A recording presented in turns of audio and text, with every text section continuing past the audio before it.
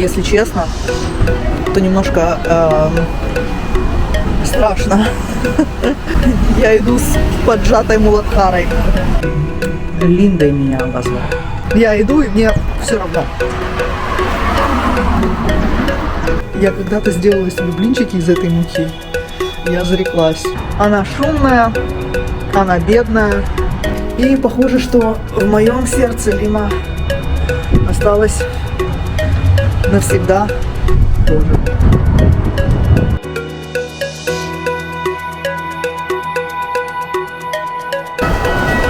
Ну что, чувствую себя как дома. Прилетели в Лиму 7 с копейками вечера. Дома в Португалии уже где-то 12 час, поэтому, конечно, я несколько уставшая, мягко говоря. Сколько? Перелет 12 часов. Но из хорошего я прочла полкниги Дейла Карнеги «Как завоевывать друзей». Простая книга, казалось бы, но очень много интересного или как-то глубины для меня раскрылось в ней. Вот. Чувствую себя радостно сейчас. Карта работает. Карта, в смысле, мобильный телефон. Сейчас закажу такси сразу из аэропорта в свои апартаменты и Airbnb. Я сняла апартаменты. Не знаю, почему я люблю больше снимать квартиры. В Баранка сняла. И сейчас быстренько, я надеюсь, что быстренько пройду миграционную таможню. Ну и в Баранка мы уже списались с Романом, они с Викторией в Лиме, наверное, уже второй день. И мы сегодня даже встретимся, несмотря на то, что поздно и хорошо было бы лечь спать. Но я прямо соскучилась, и мне очень радостно. Так, подходим к миграционной, поэтому выключаем. Передо мной шел очень симпатичный молодой человек, и я увязалась за ним. И, в общем, прохлопала и встала в самую длинную очередь на миграционес. Это на паспортном контроле. Вот. Теперь немножко кусаю локти. Думаю, сдался мне этот красавчик. Вместо этого пропустила или прохлопала правильную очередь. Ну, в принципе, в Перу сейчас думаю, как сказать или как объяснить. Здесь логичностью и справедливостью не пахнет. Вот одна очередь будет короче, другая длиннее. В принципе, они могли бы в теории это поменять и сделать корректную. Я даже не знаю, как объяснить. Короче, они нелогичны, им пофиг. Ну вот. Итог всей басни таковой. Итог всей басни таков. Я опасалась того, что у меня могут быть проблемы на паспортном контроле, потому что у меня была резиденция, это вид на жительство, и я его корректно не закрывала, а просто все бросила, сорвалась и уехала. И мои интересы обслуживала юристка, которая немножко неадекватная. Я знаю, что у других людей с ней были проблемы с ней. Я ей сказала, что Бренда, я уезжаю, она мне обещала там еще довыставить счет. Я сказала, хорошо, но она в итоге даже счет мне не выставила. И я думаю, не переклинила ли ее и не наделает ли она каких-то мне пакостей. В общем, Перу меня пустили, я очень рада. Сейчас забираю чемодан, такси, все приложения работают, мобильная карта работает, я дома. Чувствую, вернее, уже вижу, как изменения выламывают дверь в мою жизнь. Путешествия меня невероятно меняют, а особенно путешествия в Перу — это всегда какие-то изменения, и они к лучшему.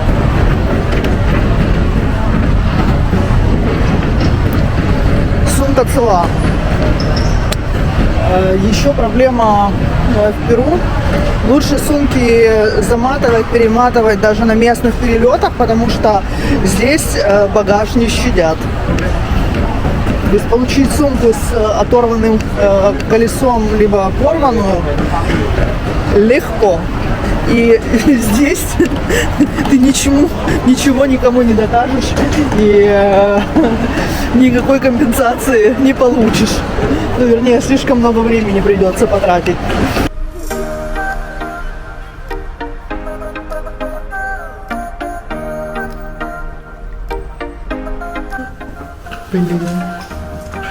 Фух, класс. Я дома. Неплохая квартирка, хорошая даже. Тоже хорошая.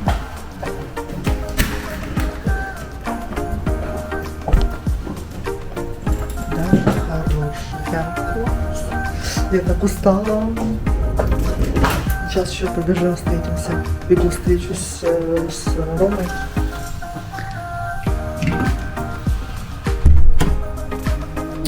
Что я за нее заплатила? 130 с лишним евро за 2 ночи. Небольшая, но очень уютная. Класс, да, вид есть, сейчас покажу.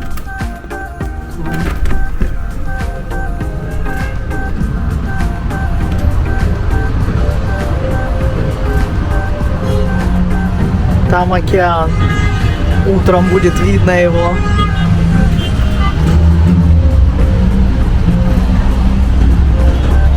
Роман там. Там тоже океан. Снимаю вот так вот тупо. Ну и снимаю. И вещаю чего-нибудь. И похер, что я запинаюсь, потому что 12 часов перелета, и сейчас сколько уже в Португалии? Наверное, 3 ночи. Вот, и вместо того, чтобы спать, мы встретились все вместе. Ты уже там в моих файлах, поэтому все знают, что ты Роман. Викторию не знают, но вот уже узнали. Итак, доброе утро, дорогие дамы и господа. Прошла первая ночь в Лиме. Вечером немного погуляли с Романом и Викторией. Пришла и вырубилась сразу. Проснулась. Сейчас 12:30. Почему? По Португалии. Или по Испании. Нет, наверное, по Португалии. Ну, неважно. В общем, сейчас район обеда. Или нун, как? Полдень. А у нас здесь... Сейчас еще не поменяла часы. 7:30 утра. Я проснулась, меня подбросило в 5 с копейками. Из-за разницы во времени. Ну что, сейчас сделаю небольшую экскурсию по квартире. Это скорее хорошая квартира. Поехали. Вот это стандартно, что входная дверь, и здесь уже кухня.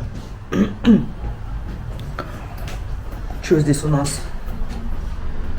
Вот стоечка такая, то есть здесь одна комната. А здесь вторая комната. Ну, как в каждом богатом, порядочном перуанском доме, один телевизор и второй телевизор. Квартира, наверное, метров 70 квадратных. Ну, вот на эти 70 квадратов 2 телевизора. И в селе может быть, вот в перуанском селе может быть такое, что стоит как бы такая лачуга из досок и палок, но на стене огромный телевизор, огромная плазма. Это показатель достатка, видимо. А здесь у нас, что у нас?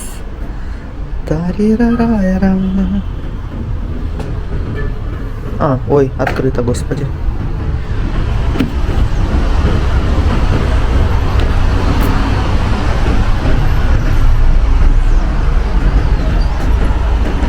Сейчас туман стоит, видимость так себе, не очень.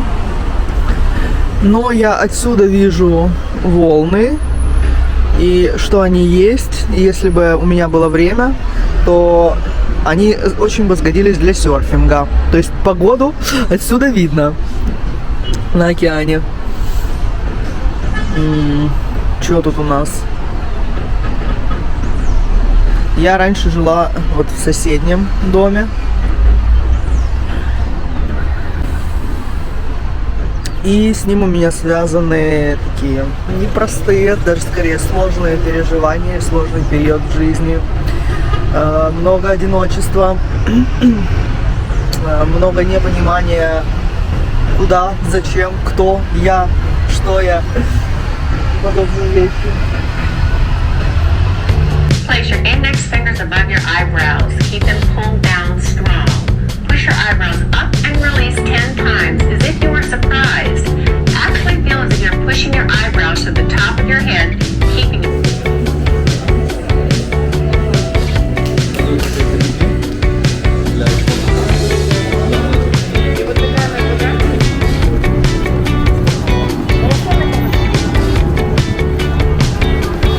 В камеру попал.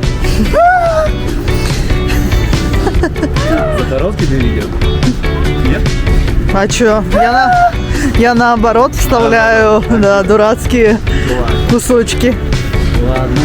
Только что словила себя на очень приятной мысли, что мне абсолютно похер, смотрят на меня или нет, когда я иду с камерой. Это большой прогресс буквально за 2 месяца.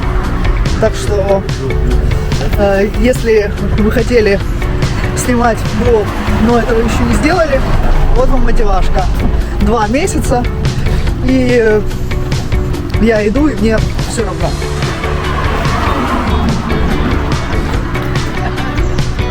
Конечно, видит.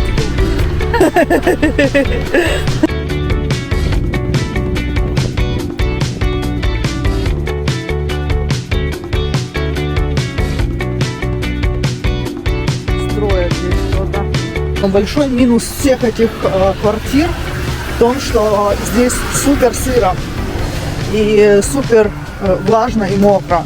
В Лиме я впервые столкнулась с тем, что реально цветет одежда. То есть приходилось регулярно проветривать шкаф, раскладывать вещи, складывать. Потому что если пару месяцев их не трогать, достаешь, а там уже ничего не осталось. Ну, точнее, вещь безвозвратно испорчена. И что еще? Здесь впервые в Лиме я познакомилась с такой штукой, как Deshume Desador, если я правильно произношу. Это штука или аппарат, который осушивает воздух, то есть осушитель воздуха. И в Португалии у нас тоже эти штуки есть. То есть чем ближе к океану, тем выше влажность. Вот, выговорила.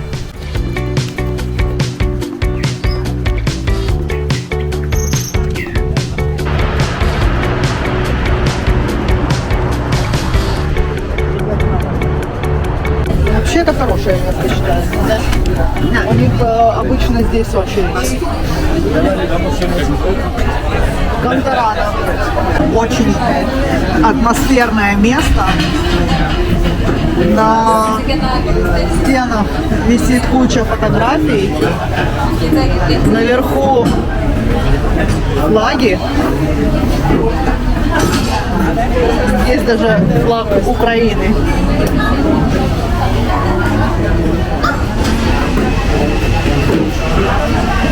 Мы зашли, нам даже пришлось немножко подождать очередь.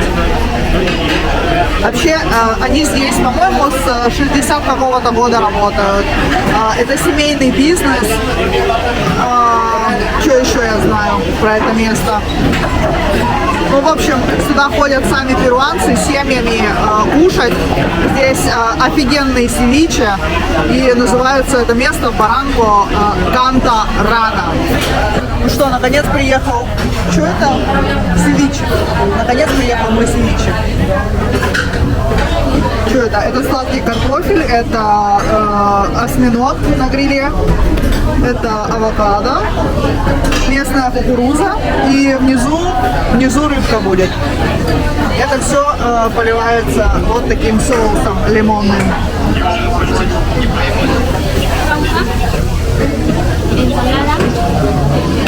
Салат и кауза приехал. Кауза с крабом. Это картошечка пюре, авокадо и мясо краба. Вообще, если говорить о достоинствах Перу, то это еда. Прям хорошая. Прям свежие морепродукты. Прям великолепно вкусные, хрустящие овощи.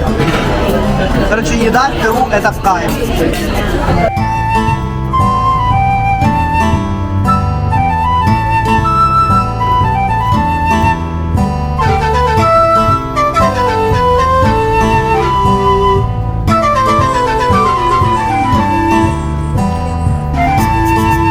А вот эти колокольчики это датура. Это растение силы, которое является диссоциативом.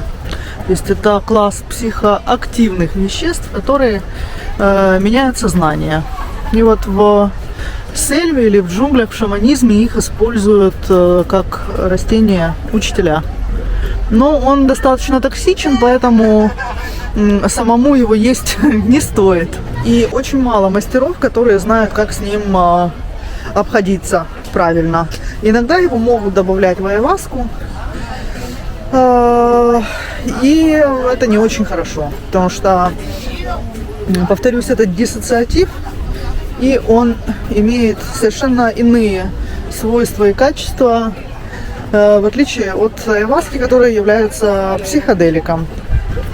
У меня была одна знакомая, которая рассказывала, что она встретила шаманку в Икитосе, Бруху, которая предложила ей попить с ней медицину, она согласилась, и та, оказывается, добавила датуры в напиток. Это был очень сложный и тяжелый трип. И пока та находилась в опыте, она попробовала ее ограбить. Я не помню, получилось или нет, но она уносила ноги в измененном состоянии сознания. Вот такие истории бывают, друзья.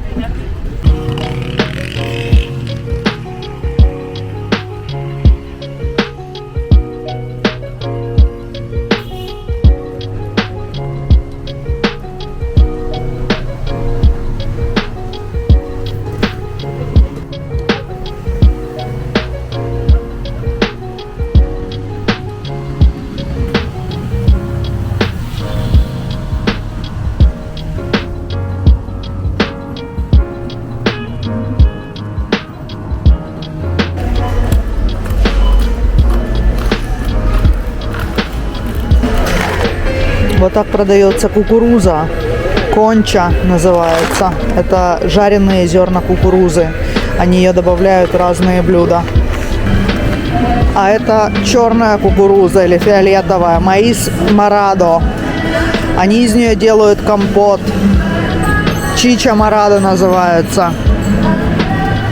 Лаймы самые вкусные в мире. Зелень и овощи в Перу это нечто. Свежайшее, хрустящее все. Очень вкусное. Много всего. Идешь, и запах стоит прямо. завтра вылетать в Пукальпу, иначе набрала бы какао и кокосового молока. И сварила бы вкуснейший какао. Это разные виды манго. Есть такой, он называется Эдвард. Есть другой, он называется Атаульфа.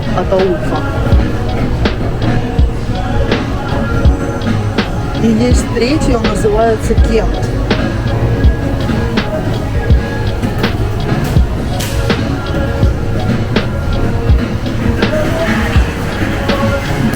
А это платан. Их готовят зелеными, как гарнир, как картошка. А это черемоя. Очень вкусная штука.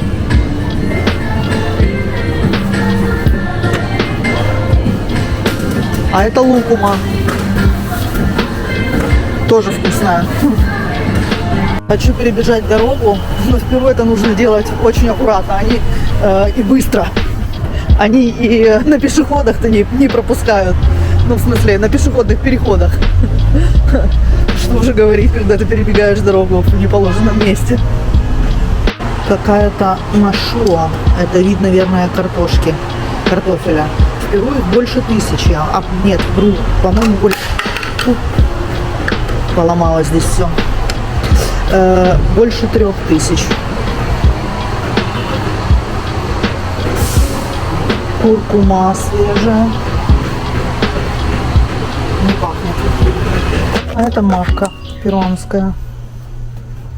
Возьму себе, наверное, пропить, пока я в Перу. Она супер полезная. Суперфуд. Ой, здесь ее много видов.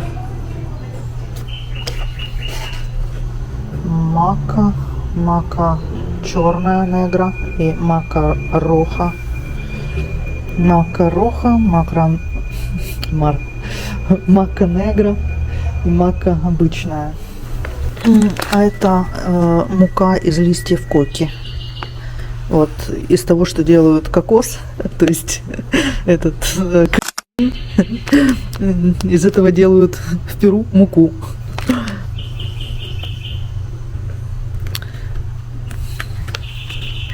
Я когда-то сделала себе блинчики из этой муки. Я зареклась. Меня штырило. Ну, я прочла, что там, по-моему, много железа. И мне по анализам нужно было в общем, там какой-то микроэлемент есть. Прям очень много. И я решила сделать из них блины. Господи. Ну, не из них, а из муки, из нее. Ох, меня и штырило. То есть, в принципе, когда ты пьешь чай из листьев коки, он такой тонизирующий. В общем, нормально. А тут я перебрала, и прям вот я чувствовала, как... И пошла еще на тренировку, это было в долине, на кикбоксинг. Господи, у меня тремор прямо был в руках. Это очень вкусно. Камбуча – это дело.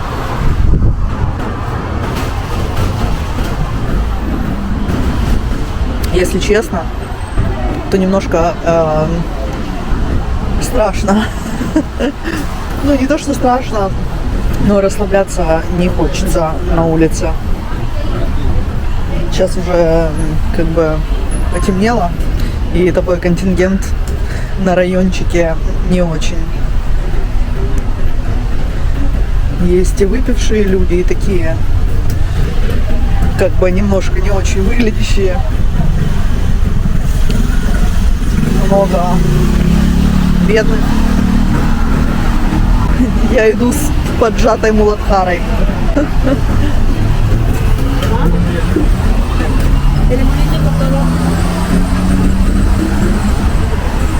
Пытаюсь снимать, но камерой светить неохота.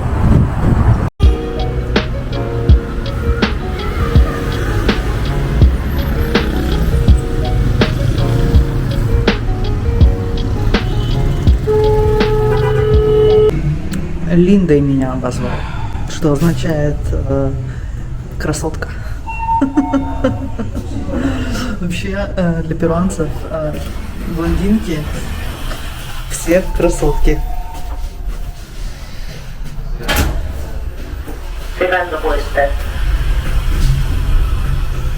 Господи, смотрю на себя в зеркало. Смотрю на себя в зеркало, до красотки мне далеко. Я опухшая после перелета. Я вижу, что еще ситуация не сильно поправилась. И вряд ли поправится, потому что завтра новый перелет. Улов сегодняшнего вечера. Водичка. Из-под крана в Лиме я не рискую пить и, наверное, не советую. Агуайманто.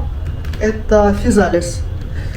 По-моему, физалис самый богатый на витамин С фрукт, точнее, это ягода. Я его очень люблю. Сухофруктики, орешки, все такое. Чай Эрба Луиса. По-нашему, сейчас скажу. Эрба Луиса. Лемонграсс по-английски, по-русски, короче, не помню. Просто травяной вкусный чай.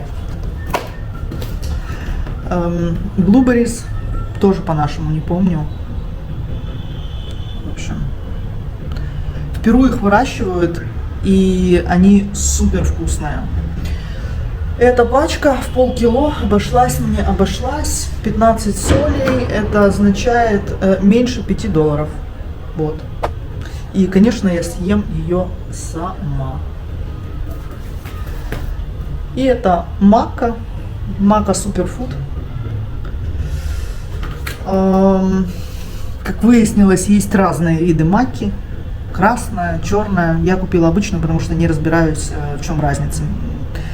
Вот. И пока буду в Пукальпе, добавлю ее себе в рацион и, может быть, еще что-нибудь прикуплю из суперфудов местных, потому что в целом диета перед айаваской или во время айаваски, она вообще не богатая на микро-макро-нутриенты, она скорее жесткая, истощающая, то есть в зависимости от того, будешь ли ты диетировать какое-то растение-учитель, ну я не буду вдаваться в подробности, в зависимости от того, будешь ли ты проходить какую-то шаманскую диету, диета может быть настолько строгой, ну, к примеру, что там, из чего она может состоять. То есть самая строгая диета – это картошечка, рис белый, без соли, без ничего, без жиров. То есть в прямом смысле слова это рис на водичке без соли, это картошечка в мундирке и яичко, если повезет. Вот. Но если ты не диетируешь, то могут быть фрукты и овощи, но в джунглях, в сельве их не так уж и много. Поэтому все равно лучше что-нибудь добавлять. Ну, то есть я добавлю. Просто попробую.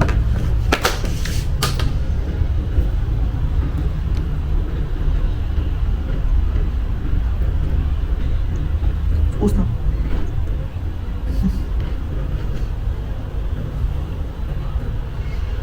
Но больше меня интересует агуайманто или физалис. В наших широтах я не видела, что его вот так продают.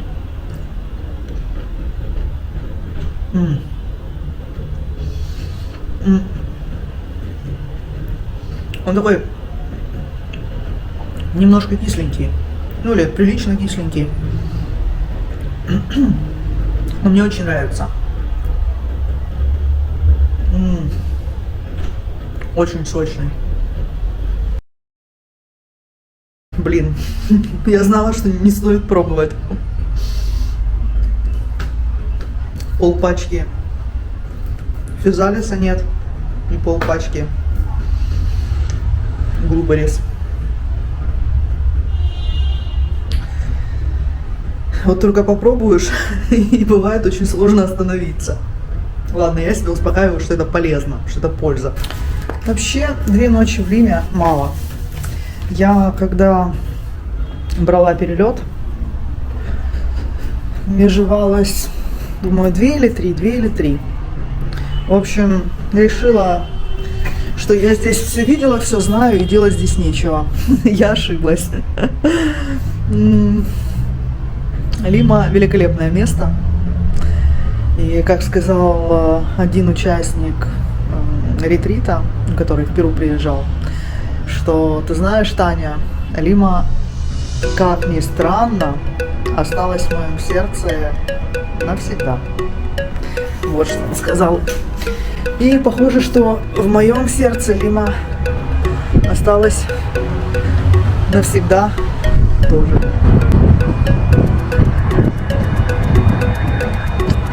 Она шумная, она бедная, местами примитивная,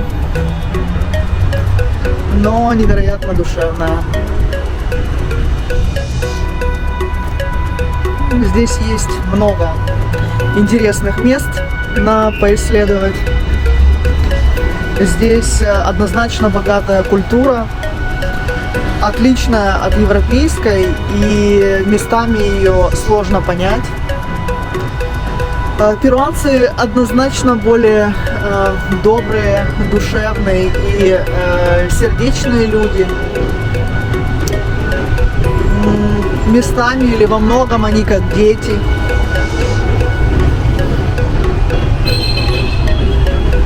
Еще Лима может быть опасной местами.